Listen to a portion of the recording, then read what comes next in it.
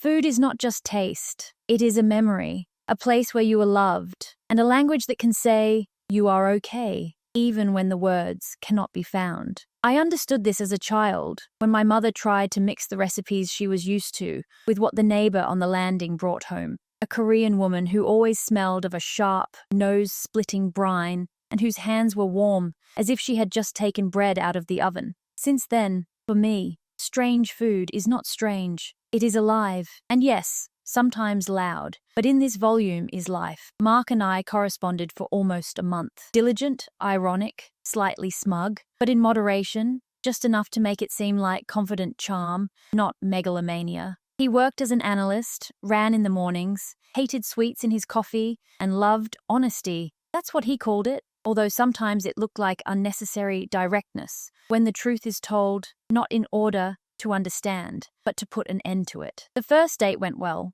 A walk, warm tea, laughter, many questions about my projects. Nothing outstanding, but I went home with a slight feeling of maybe I should give this a chance. For our second meeting, I suggested my cozy place, a small fusion bar on the corner, where posters with drawings of peppers and hieroglyphs hang on the walls, and the menu has long lines that at first scare you, but then become familiar. There you can eat kimchi tacos, drink a tiny sweet and sour cocktail with yuzu and pomegranate, and for dessert order hot churros sprinkled with sesame seeds. They also make my favorite there, beef empanadas with kimchi, the perfect compromise of two worlds. A crispy, hot shell, juicy, strong filling inside, and a sharp, like a smart answer kimchi flavor that lingers on the tongue and says, "Remember me." I arrived a little earlier. I like to take a table by the window. The glass outside was a dark mirror, and it reflected my hair, which I had fixed 5 times before going out, because I wanted to look as if I hadn't tried. Mark arrived 5 minutes later, in a neat jacket, with his usual confident gait, with that same expression of easy victory on his face, as if the world was a problem he had already solved. "It's nice here," he said, looking around at the bell-shaped lamps and chairs painted in different shades of green. "And it smells—" He lifted his nose. "Interesting." Interesting is a scissor word. Depending on the intonation, it can be a compliment, or it can be a sentence. I decided not to hear the sentence. We ordered. He took something calmer. "Rice with chicken? No hot sauce, please." My empanadas. While we waited, we talked about funny things. How he once mixed up the address and ended up at a yoga wine masterclass. I still don't know if it's true. How I lost the keys to the office and spent the whole day writing emails from a coffee shop, pretending that it was more convenient for me. The conversation flows, not perfectly, but easily enough to relax. And then my dish arrives. The empanadas lay on a dark wooden board,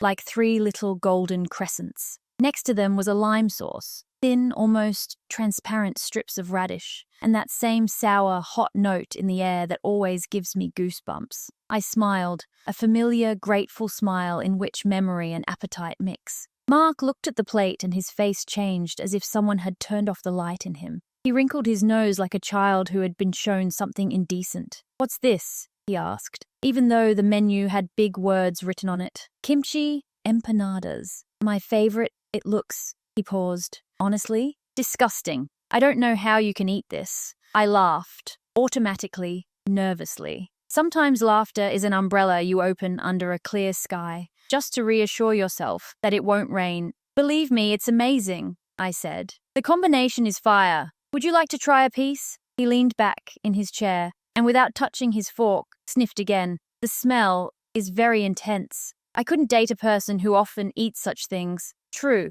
I mean, honesty, you know." The word honesty flew at me like ice chips. I put the empanadas back without even having time to take a bite. "You know, you may not like it." I chose my words carefully, as if they were glass. "But you don't have to say it like that. It's rude." He smirked slightly. The corners of his lips swelled with self-satisfaction. "I'm just telling it like it is. It seems strange to me that people eat things like that. It's nothing personal." "Nothing personal" is a favorite phrase of people who really want to hurt me personally. I felt a narrow elastic band tightening inside me. Not even resentment, but some kind of quiet anger, focused and pure. And suddenly, a childhood memory, a neighbor with warm hands, a mother laughing at my tears because of pepper, And the phrase, a spicy taste, is just a taste. Not scary, not bad. It teaches you that the world is different. Then let's be honest. I looked him straight in the eyes. You're being rude. He shrugged as if I had said something expected and unimportant. If you're that sensitive, well,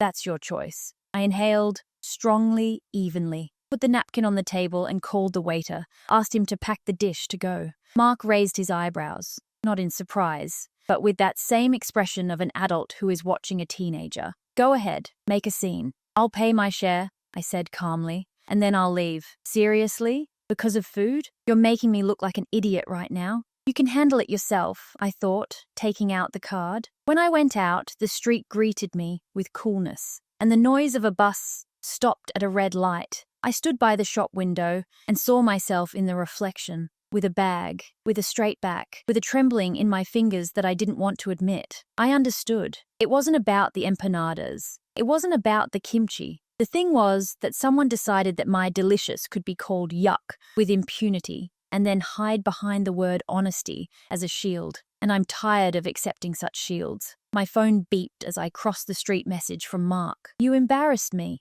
Normal people don't leave like that. You're just too sensitive. I was trying to be honest. I hope you can figure out how to apologize. I stopped at the corner and smiled, not happily, but the way you smile when everything is already decided inside. I didn't answer. My fingers were still shaking, but there was more strength in that shaking than weakness. At home, I put the box on the table, unfolded the paper, and ate one empanada, standing up like a person who has regained the right to his own taste. I put the rest in the refrigerator. I wrote a couple of phrases in a general chat with my friends, dryly and without drama. I left a date. He called my food disgusting, said that I was difficult because I like strange. Hearts, emoji lights, evil jokes rained down almost immediately. The world evened out a little. I was about to turn off my phone when I saw a new notification from an unfamiliar account. Sorry for writing, I also went on a date with him a month ago. He did the same thing,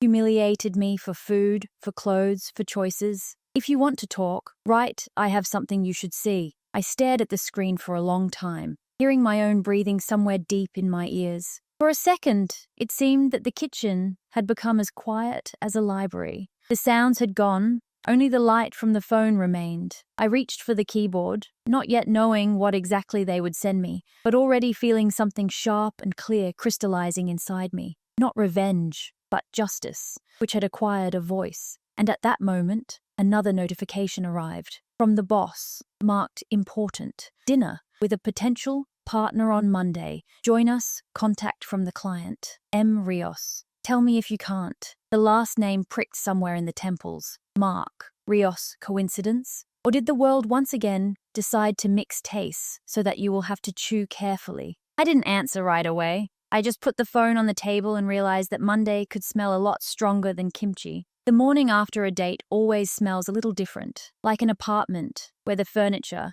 has been rearranged. Everything seems to be in place, but you walk along and stumble over the air. I woke up early, as if my body itself had turned on the alarm to rethink. The first thing I did was open that same unfamiliar account. The girl introduced herself as Lena. She wrote simply, without trying to dramatize, a month ago. The same scenario, honesty, like a baton, comments about it stinks, about women who eat strange things. And at the end, a text message accusing her of being too sensitive and unbearably disgracing men in public places. Lena sent screenshots. The words were identical, as if I was looking at tracing paper laid over last night. Then more pictures came, clippings from some chat where he jokes about girls with cabbage, adding emojis that were supposed to make the nastiness funny. I felt a tight spring unwinding inside. Not even anger, but clarity. A taste that cannot be confused. Why does he do this? I asked, although I knew it was a question like, why is pepper hot? Lena answered, he likes to frame things. Food is a safe excuse. You can't say it's body or money shaming. He'll say, I'm talking about the smell. And you feel out of place while he's just being honest. I looked at the word frame for a long time. He really had this way of drawing borders, as if only his lines were real. And suddenly I remembered how, as a child, my Korean neighbor taught me how to cut kimchi. Don't rush. The cabbage should crunch exactly once, not 3 times. Otherwise you won't hear its voice. It seems like yesterday I just heard my own. I wrote a little more in the general chat of friends. I told about Lena, about the screenshots, about the dinner with a potential partner on Monday. The contact is M. Rios. It's definitely him, Anya answered. What if it's Maria? Yulia carefully added. Don't get too excited, but be prepared, she added, like a person who knows the value of someone else's anxiety. My hand was reaching out to open LinkedIn, social networks, to check, to compare. I caught myself on this movement and stopped. Not because I didn't want to know, but because I felt, if I rush into evidence now, I'll drown in it, like in a thick sauce. And I need to stay whole by Monday. In the afternoon, the boss called, Elena Petrovna, a woman with perfectly smooth phrases and perfectly ironed jackets. Confirm that you will be at dinner, she said. The client wants to informally meet the team. Perhaps we will talk about additional tasks. Where are we meeting? The client suggested a place. A new spot on Piataya, Pan-Asian fusion. They say it is signature cuisine. The chef is from somewhere in Peru. The name is Kasi. She glanced somewhere in the calendar. Aji and Han. I sat down on the edge of the bed because my legs suddenly refused to hold me up. Fusion of Peru and Korea. The world winked so openly that it seemed like someone was laughing. Somewhere behind the scenes. Excellent, I answered. My voice was even, but my fingers gave it away. They were shaking, as if I was holding an invisible candle. On Sunday, Anya and I met for coffee. We sat by the window where the sparkling shop windows made everything around us look like stained glass. You don't have to go, she said without preamble. You can warn Elena Petrovna directly. I know this man, we have a conflict. I can, I agreed, but I don't want my work to depend on his behavior, and I don't want to run. Then here's the plan. Anya folded her fingers into a house. 1. You're not going alone, you're going with a team. This is a territory of rules, not a date. 2. No emotional traps. If he starts being honest, you switch to neutral. Everyone has their own taste. Let's get down to business. 3. Food is your language. Don't give it away. And if it's not him, then you'll just have a delicious dinner. We laughed. But inside my heart was being sewn with fine, neat stitches. I chose my outfit for Monday, like armor. Not too flashy, not too submissive. My hair in a sleek bun, earrings small, like dots over the eye shoes. The ones that give me a sense of stability, even if the floor beneath my feet decides to turn to ice. Monday was breathing down my neck in the morning. At work, I caught myself listening, not to the sounds of the office, but to the ticking of the clock on the wall, as if it was counting down not to dinner, but to a meeting with the previous evening in a new package. At lunch, Lena sent a short voice message. If it's him, you're not alone. Just remember, I sent a smiley in response, although I wanted to answer with something bigger, longer. But leaving the voice inside means keeping it loud for the right moment. By 7 in the evening, we met at the entrance. Elena Petrovna, our designer, Seva, account manager Kira and me. It was so beautiful inside Aji and Han that even people began to move more slowly, as if they were afraid of scaring away the light. Soft lamps, warm wood, black slate on the tables, on the walls, photographs of market stalls, mountains of limes, bunches of peppers, baskets in which cabbage looks like curly heads. I inhaled. The air was spicy, with that very sourness that makes memory wake up before thoughts. Reserve for Rios, said the hostess, and her smile flashed on the golden plate. Of course, answered the girl at the counter, and nodded towards the back of the room. Your table is ready. We walked past an open kitchen, where the cooks worked like an orchestra. Someone was stirring sauce, someone was clicking tweezers, laying out microgreens. I noted familiar words on the menu along the way, kimchi, aji, sizigua, and felt the floor in my chest become a little stronger. A man in a dark blue jacket was already sitting at the table. He stood up, and for a second it seemed to me that my vision had changed. The world first became very clear, and then, on the contrary, blurred at the edges. Mark, that same tilt of the head, the same confident smile that, in any situation, means I am the master of this moment. Good evening, he said, and his voice swept around the table like a wisp of warm air. Mark Rios, nice to meet you. For a split second, our eyes met, and I saw in his gaze not surprise or awkwardness, rather irritation quickly hidden under professional friendliness. He recognized me even before I had time to decide how to smile.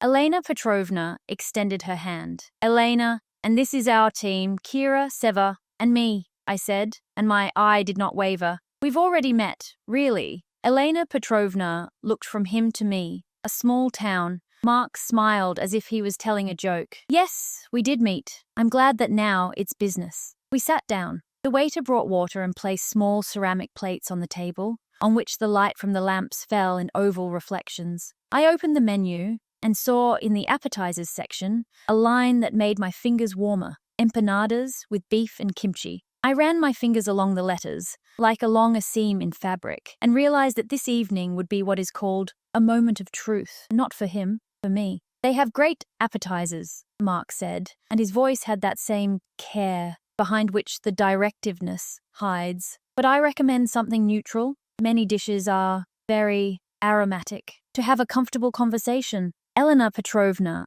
nodded diplomatically. Then let's start with 3 positions on the table to try something different. The waiter prepared a notepad. I heard my own voice. It sounded calm, as if I had rehearsed it at home in front of the mirror. Can I have some kimchi empanadas and a papaya salad? And I looked up at Mark and smiled slightly, without provocation. If this is too much for you, we'll take 2 plates so that we can talk comfortably. He clenched his jaw for a split second, a micro movement that seemed to flip a switch of emotion inside me. I suddenly realized that what he was feeling had nothing to do with my right to choose my taste, and that my scent was not his weapon. Of course, he answered after a pause. As you say, the conversation followed the rails of business, etiquette, KPI, planning horizons. We want to see flexibility in our partner. This phrase sounded especially ambiguous. I caught myself listening not to the words, but to the pauses between them,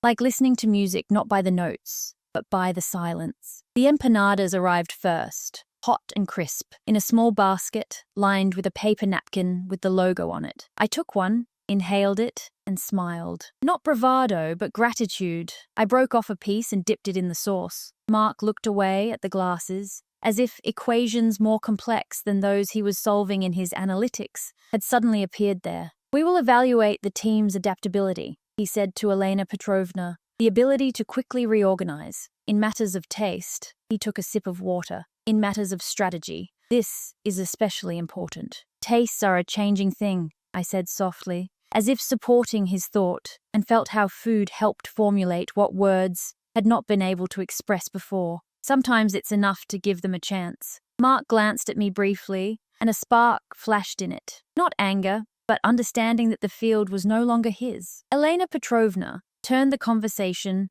to the budget. Seva got involved. Kira clarified the deadlines. Everything was going as it should, and I even relaxed for a second, until I heard my phone vibrating in my bag. I glanced at it. A pop-up notification on the locked screen from Lena. He may try to pull off his honesty through you in front of the boss. I had this happen in the company. If he starts personally, I have a recording. If you tell me, I'll send you. I looked up to see Mark leaning a little closer to the table than necessary, straightening his napkin and speaking evenly, on the edge of politeness and intrusion. By the way, we're all about strategy here. How do you feel about making bold statements in public communications, even if they smell too strong? His gaze slid to my plate. Elena Petrovna looked at me, not expecting a fight, but expecting an answer. The conversation suddenly stopped being about KPI. It became about the framework. I felt the cabbage crunch in my throat. Once, exactly once, as my neighbor taught me. And I realized that my next answer would decide not only the outcome of the dinner, but also whether I would keep my language of taste, harmony, dignity. I put down my fork, straightened up, and took a deep breath. Like before diving, "You know, Mark," I began calmly, "sometimes courage isn't a loud smell. It's the ability to not label things you don't know." I saw that same micro twitch in his eyes for a second, and at that moment my phone vibrated again. A new sender's name flashed on the screen. M. Rios, email. With the subject, "Before dinner," I glanced at the preview line, and the blood in my temples began to ring. "I must warn you. I have rules. No strong dishes at business meetings. Partners who ignore them are eliminated from the shortlist." The letter was sent at 18:52. Before we entered, he came here with his rules, like a knife in a towel. I raised my head, met his gaze, and realized now I will either steer the conversation in a safe direction and swallow, or take a bite that will be impossible to see once. And I opened my mouth to choose. And I paused briefly, giving myself a second. Sometimes courage is not making up rules to use as a measure of someone else's worth. I didn't raise my voice, but the room seemed to become quieter for a second. Even Kira stopped twirling her pen, and Seva froze with a notebook in his hands. Mark leaned forward slightly, his smile frozen in some intermediate state between, "There's going to be a joke now, and it would have been better if I had kept quiet." "That's an interesting point of view," he said, leaning back in his chair. "But in business, rules are the foundation. They help maintain the level or limit what goes beyond your personal comfort," I interrupted softly, not taking my eyes off him, "even if it doesn't interfere with the business." Elena Petrovna, to my surprise, smiled slightly, but did not intervene. I saw how she shifted her gaze from me to him, as if watching a chess game in which every move could still be turned to her advantage. The waiter came back to refill the water, and the conversation was interrupted for a second. I took advantage of the pause and took my phone out of my bag. Lena had already sent an audio file and a short message. "This is a recording from my dinner with him. If you need it, turn it on. You can put it on speakerphone right at the table." An image immediately flashed through my head, me pressing play, and from the speaker, his voice confident and condescending, with the same phrases about smelly food and normal women. I even imagined how he would look at that moment, like a man who had a mirror held under his nose at the most inopportune moment. But I understood, if I took out this trump card too early, it would become a weapon in my hands, but also a reason for him to play the victim. And then this evening would cease to be businesslike, and for Elena Petrovna, it would turn into a scandal. The question is, I returned my gaze to Mark, can we agree on rules that don't exclude valuable partners just because they have different tastes? He shrugged his shoulders. If taste doesn't interfere with the common cause, then maybe. But you need to be able to distinguish individual preferences from what repels clients. I picked up my fork with the last piece of empanada and slowly, without fuss, finished it, looking him straight in the eyes. "And sometimes customers come for something that stands out from the crowd," Seva spoke up. "In marketing, this is called a point of differentiation. Without it, the brand is lost." Kira picked up, "And food is a great example. What one person finds strange is a symbol of authenticity for another." Elena Petrovna nodded. "Let's make it clear. We value diversity of approaches and tastes too," she said, with slight irony. But there was weight in her voice. I caught Mark's jaw tighten slightly. He realized that the ground beneath his monologues about rules was beginning to crack, and then he tried to change tactics. "Okay," he said, "then I have a proposal. We'll set up a test project. But I want to see you," he looked straight at me, "working in conditions where you have to abandon the usual." I felt something inside me go cold. This is no longer a game of tastes. This is a direct attempt to test me for obedience. "Give up what's familiar," I repeated, "or what's valuable." "Sometimes it's the same thing," he replied, again with his trademark half-smile. At that moment, I realized that if I agreed, I would give him that very frame that Lena was talking about, and then next time he would simply move it even closer. I took out my phone, unlocked the screen, and placed it face down next to the plate. "Then, Mark, let's define what we call habitual and what we call valuable. I have an example that might clarify this." He squinted. "Interesting." I pressed the play button. His voice came out of the speaker in perfect clarity. "I couldn't date a woman who ate that. It's disgusting. The smell is terrible. Normal women don't do that." The pause at the table was as thick as teriyaki sauce. Seva blinked. Kira pretended to straighten her napkin, but I noticed the corner of her mouth twitch upward. Elena Petrovna raised her eyebrows, but said nothing. Mark leaned back in his chair. "That's taken out of context," he said, a little quieter than usual. "Context doesn't change the essence," I replied calmly. "In business and at dinner, respect is not a variable." He wanted to add something, but the waiter had just brought the main course, and I realized that he was now forced to remain silent. But in his eyes, I saw that he was looking for a way to regain control. And then I suddenly remembered Anya's words. "Food is your language. Don't give it away." I picked up a fork, tried my order, and said, "Excellent. Let's get to the heart of the project." He pressed his lips together, and I knew this round was mine. But the game wasn't over yet. And at that moment, the phone in the bag vibrated again. A new message from Lena. "You're great, but be careful. He has a habit of taking revenge. Not right away, but quietly." I looked up and caught his gaze, even calm, almost friendly, and I realized that behind this evenness, anything could be hidden. The next move won't be at dinner, and I'll have to prepare for it. After dinner, my team and I went out into the cool evening. The air was thick, with a light aroma of roasted sesame coming from a nearby establishment, and it seemed to me that it cleared my head better than any aperitif. Elena Petrovna walked a little ahead, animatedly discussing something with Kira. Seva was scrolling through notes on his phone. I walked a little to the side, as if everything that happened at this table had not yet had time to settle inside. "You did a good job," Elena said quietly as we stopped at a traffic light. "You didn't let yourself get cornered, and at the same time you didn't ruin the meeting. That's a rare balance." I smiled. "Thank you." She nodded, but her gaze was attentive, like that of someone who understands that this is only the tip of the iceberg. When we went home, I felt tired, but not the kind that comes after a long day, but the kind that comes after a fight. The muscles still remember the tension,